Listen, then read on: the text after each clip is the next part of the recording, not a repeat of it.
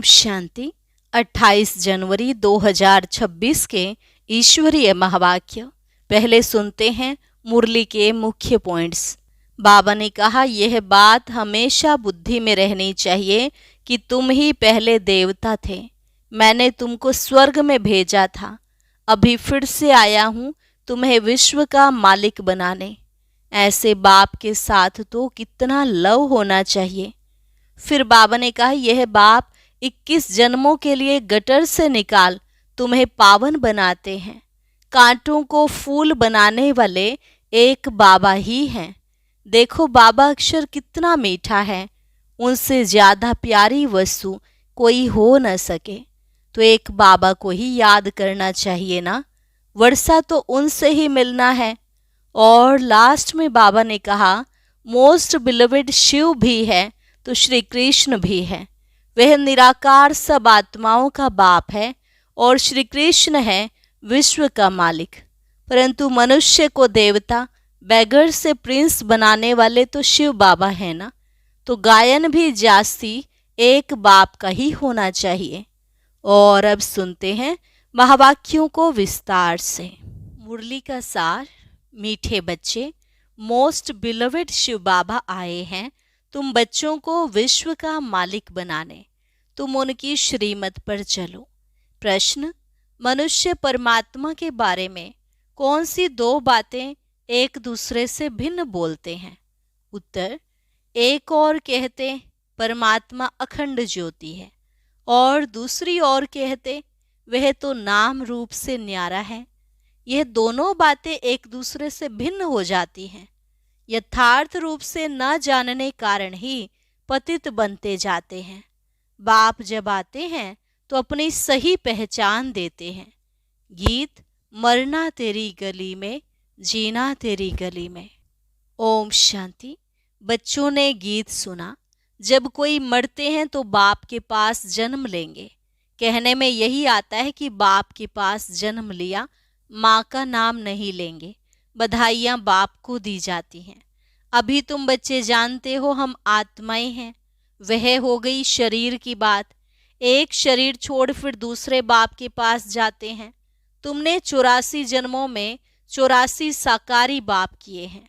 वास्तव में असल हो निराकार बाप के बच्चे। तुम आत्मा परमपिता परमात्मा के बच्चे हो। रहने वाले भी वहाँ के हो जिसको निर्वाण धाम व शांति धाम कहते हैं। असल तुम वहाँ के रहने वाले हो, बाप भी वहाँ रहते हैं। यहाँ आकर तुम लौकिक बाप के बच्चे बनते हो तो फिर उस बाप को भूल जाते हो। सतयुग में भी तुम सुखी बन जाते हो तो उस पार लौकिक बाप को भूल जाते हो। सुख में उस बाप का कोई सिमरन नहीं करते हैं, दुख में याद करते हैं और याद भी आत्मा करती है। जब लौकिक बाप को याद करते हैं तो बुद्धि शरीर तरफ रहती है। यह बाबा उनको याद करेंगे तो कहेंगे, ओ बाबा। हैं दोनों बाबा, राइट अक्षर बाबा ही है। यह भी फादर, वह भी फादर। आत्मा उस रूहानी बाप को याद करती है तो बुद्धि वहाँ जाती है। यह बाप बैठ बच्चों को समझाते हैं। अभी तुम जानते हो बाबा आया हुआ है, हमको अपना बनाया है। बाप कहते हैं, पहले पहले हमने तुमको स्वर्ग में भेजा, तुम बहुत बहुत साहूकार थे। फिर 84 जन्म ले ड्रामा प्लान अनुसार अभी तुम दुखी हुए हो। अब ड्रामा अनुसार पुरानी दुनिया खत्म होनी है। तुम्हारी आत्मा और शरीर रूपी वस्त्र सतो प्रधान थे। फिर गोल्डन एज से सिल्वर एज में आत्मा आई तो शरीर भी सिल्वर एज में आया, फिर कॉपर एज में आया।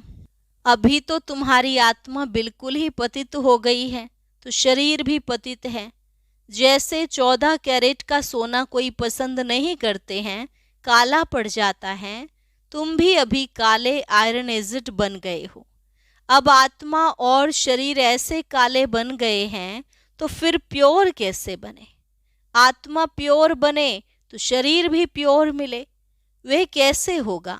क्या गंगा स्नान करने से? नहीं। पुकारते ही हैं, हे पतित पावन। यह आत्मा कहती है। बुद्धि पार लौकिक बाप तरफ चली जाती है। हे बाबा, देखो बाबा अक्षर ही कितना मीठा है। भारत में ही बाबा बाबा कहते हैं। अभी तुम आत्म अभिमानी बन बाबा के बने हो। बाप कहते हैं मैंने तुमको स्वर्ग में भेजा था, नया शरीर धारण किया था, अब तुम क्या बन गए हो। यह बातें हमेशा अंदर रहनी चाहिए। बाबा को ही याद करना चाहिए। याद भी करते हैं ना, हे बाबा, हम आत्माएं पतित बन गई हैं, अब आप आकर पावन बनाओ। ड्रामा में भी यह पार्ट है, तब तो बुलाते हैं। ड्रामा प्लान अनुसार आएंगे भी तब जब पुरानी दुनिया से नई बननी है, तो जरूर संगम पर ही आएंगे। तुम बच्चों को निश्चय है बिलोवेड मोस्ट बाबा है। कहते भी हैं स्वीट स्वीटर स्वीटेस्ट। अब स्वीट कौन है? लौकिक संबंध में पहले है फादर जो जन्म देते हैं, फिर टीचर, वह अच्छा होता है, उससे पढ़कर मर्तबा पाते हो। Knowledge is source of income कहा जाता है। ज्ञान है नॉलेज, योग है याद। तो बेहद का बाप जिसने तुमको स्वर्ग का मालिक बनाया था, उनको तुम अभी भूल गए हो। शिव बाबा कैसे आया किसको पता नहीं। चित्रों में भी क्लियर दिखाया है। ब्रह्मा द्वारा स्थापना शिव बाबा कराते हैं। श्री कृष्ण कैसे राजयोग सिखाएगा? राजयोग सिखलाते ही सतयुग के लिए हैं, तो जरूर संगम पर बाप ने ही सिखाया होगा। सतयुग की स्थापना करने वाला है बाबा। शिव बाबा इन द्वारा कराते हैं। करण करावनहार है ना, वो लोग त्रिमूर्ति ब्रह्मा कह देते हैं। ऊंच ते ऊंच शिव है ना, यह साकार है वह निराकार है। सृष्टि भी यहाँ ही है। इस सृष्टि का ही चक्र है जो फिरता रहता है, रिपीट होता रहता है। सूक्ष्म वतन की सृष्टि का चक्र नहीं गाया जाता है। वर्ल्ड की हिस्ट्री ज्योग्राफी मनुष्यों की रिपीट होती है। सूक्ष्म वतन में कोई चक्र आदि नहीं होता। गाते भी हैं वर्ल्ड की हिस्ट्री ज्योग्राफी रिपीट, वह यहाँ की बात है। सतयुग, त्रेता, द्वापर, कलयुग, बीच में जरूर संगम युग चाहिए, नहीं तो कलयुग को सतयुग कौन बनाए। नरकवासियों को स्वर्गवासी बनाने बाप संगम पर आते हैं। यह तो highest authority God fatherly government है, साथ में धर्मराज भी है। आत्मा कहती है मुझ निर्गुण हारे में कोई गुण नहीं। कोई भी देवता के मंदिर में जाएंगे तो उनके आगे ऐसे कहेंगे, कहना चाहिए बाप को, उनको छोड़ ब्रदर्स देवताओं को आकर लगे हैं। यह देवताएं ब्रदर्स ठहरे ना, ब्रदर्स से तो कुछ भी मिलना नहीं है। भाइयों की पूजा करते करते नीचे गिरते आए हैं। अब तुम बच्चे जानते हो बाबा आया हुआ है, उनसे हमको वर्षा मिलता है।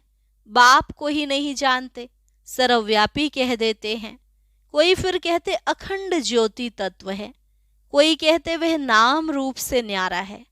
जब अखंड ज्योति स्वरूप है तो फिर नाम रूप से न्यारा कैसे कहते हो? बाप को न जानने कारण ही पतित बन पड़े हैं। तमो प्रधान भी बनना ही है। फिर जब बाप आते हैं तब आकर सभी को सतो प्रधान बनाते हैं। आत्माएं निराकारी दुनिया में सब बाप के साथ रहती हैं, फिर यहाँ सतो रजो तमो में आकर पार्ट बजाती हैं। आत्मा ही बाप को याद करती है। बाप आते भी हैं, कहते भी हैं मैं ब्रह्मा तन का आधार लेता हूँ। यह है भाग्यशाली रथ। बिगर आत्मा रथ थोड़े ही होता है। अभी तुम बच्चों को समझाया है, यह है ज्ञान की वर्षा, नॉलेज है। इससे क्या होता है? पतित दुनिया से पावन दुनिया बनती है। गंगा जमुना तो सतयुग में भी होते हैं।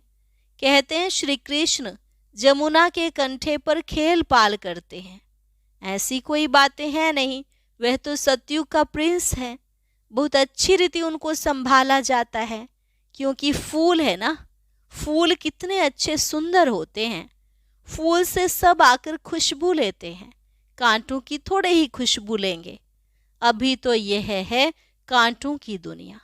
कांटों के जंगल को बाप आकर गार्डन ऑफ फ्लावर बनाते हैं, इसलिए उनका नाम बबुलनाथ भी रख दिया है। कांटों को बैठ फूल बनाते हैं। इसलिए महिमा गाते हैं कांटों को फूल बनाने वाला बाबा। अब तुम बच्चों का बाप के साथ कितना लव होना चाहिए। वो लौकिक बाप तो तुमको गटर में डालते हैं। यह बाप 21 जन्मों के लिए तुमको गटर से निकाल पावन बनाते हैं। वह तुमको पतित बनाते हैं। तब तो लौकिक बाप होते भी पारलौकिक बाप को आत्मा याद करती है। अभी तुम जानते हो, आधा कल्प बाप को याद किया है। बाप आते भी जरूर हैं। शिव जयंती मनाते हैं ना। तुम जानते हो हम बेहद के बाप के बने हैं। अभी हमारा संबंध उनसे भी है तो लौकिक से भी है। पारलौकिक बाप को याद करने से तुम पावन बनेंगे। आत्मा जानती है वह हमारा लौकिक और यह पारलौकिक बाप है। भक्ति मार्ग में भी यह आत्मा जानती है। तब तो कहते हैं हे भगवान ओ गॉड फादर। अविनाशी फादर को याद करते हैं। वह बाप आकर हेवन स्थापन करते हैं। यह किसको पता नहीं है। शास्त्रों में तो युगों की आयु भी बहुत लंबी चौड़ी लिख दी है। ये किसके ख्याल में नहीं आता कि बाप आते ही हैं पतितों को पावन बनाने, तो जरूर संगम पर आएंगे। कल्प की आयु लाखों वर्ष लिख मनुष्यों को बिल्कुल घोर अंधियारे में डाल दिया है। धक्के खाते रहते हैं बाप को पाने के लिए। कहते हैं जो बहुत भक्ति करते हैं तो भगवान मिलता है। सबसे जास्ती भक्ति करने वाले को जरूर पहले मिलना चाहिए। बाप ने हिसाब भी बताया है। सबसे पहले भक्ति तुम करते हो तो तुमको ही पहले पहले भगवान द्वारा ज्ञान मिलना चाहिए, जो फिर तुम ही नई दुनिया में राज्य करो। बेहद का बाप तुम बच्चों को ज्ञान दे रहे हैं, इसमें तकलीफ की कोई बात नहीं। बाप कहते तुमने आधा कल्प याद किया है। सुख में तो कोई याद करते ही नहीं। अंत में जब दुखी हो जाते हैं तब हम आकर सुखी बनाते हैं। अभी तुम बहुत बड़े आदमी बनते हो। देखो चीफ मिनिस्टर, प्राइम मिनिस्टर आदि के बंगले कितने फर्स्ट क्लास होते हैं। वहाँ फिर गायें आदि सारा फर्नीचर ऐसा फर्स्ट क्लास होगा। तुम तो कितने बड़े आदमी, देवता बनते हो। दैवी गुणों वाले देवता, स्वर्ग के मालिक बनते हो। वहाँ तुम्हारे लिए महल भी हीरे जवाहरातों के होंगे। वहाँ तुम्हारा फर्नीचर सोने के जड़ित का फर्स्ट क्लास होगा। यहाँ तो झूले आदि सब बैगरी हैं। वहाँ तो फर्स्ट क्लास हीरे जवाहरातों की सब चीजें होंगी। यह है रुद्र ज्ञान यज्ञ। शिव को रुद्र भी कहते हैं। जब भक्ति पूरी होती है तो फिर भगवान रुद्र यज्ञ रचते हैं। सतयुग में यज्ञ अथवा भक्ति की बात ही नहीं। इस समय ही बाप यह अविनाशी रुद्र ज्ञान यज्ञ रचते हैं, जिसका फिर बाद में गायन चलता है। भक्ति सदैव तो नहीं चलती रहेगी। भक्ति और ज्ञान, भक्ति है रात, ज्ञान है दिन। बाप आकर दिन बनाते हैं। तो बच्चों का बाप के साथ कितना लव होना चाहिए। बाबा हमको विश्व का मालिक बनाते हैं। मोस्ट बिलोवेड बाबा है। उनसे ज्यादा प्यारी वस्तु कोई हो न सके। आधा कल्प से याद करते आए हो बाबा, आकर हमारे दुख हरो। अब बाप आए हैं, समझाते हैं तुमको अपने गृहस्थ व्यवहार में तो रहना ही है। यहाँ बाबा पास कहाँ तक बैठेंगे। बाप के साथ तो परम धाम में ही रह सकते। यहाँ इतने सब बच्चे तो नहीं रह सकते। टीचर सवाल कैसे पूछेंगे, लाउड स्पीकर पर रिस्पोंड कैसे दे सकेंगे। इसलिए थोड़े थोड़े स्टूडेंट्स को पढ़ाते हैं।